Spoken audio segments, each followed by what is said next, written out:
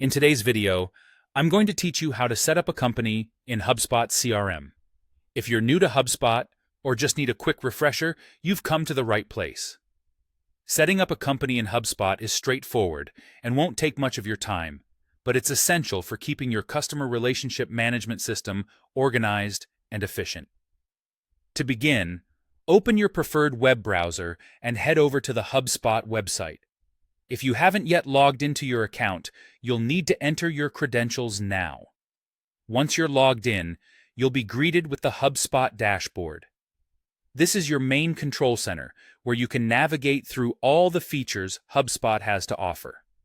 Now, let's focus on the sidebar to the left-hand side of your screen.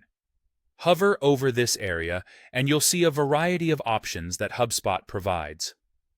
What you're looking for here is labeled Contacts.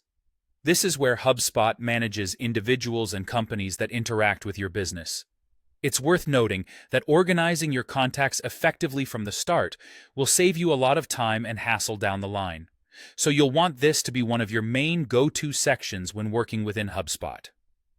Once you've found contacts, take a closer look just below this section. You'll see an option specifically for companies. This distinct area is dedicated to managing the organizations you do business with or wish to keep track of. It's designed to give you a structured view of all companies in your database and allows you to monitor their interactions, communications, and deals within the CRM system. After identifying the Companies section, go ahead and click on it.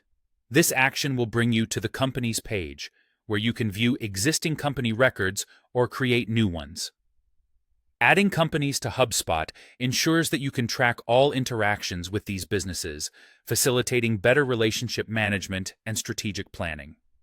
To create a new company, direct your attention to the top right corner of this company's page, where you'll see a button labeled Create Company.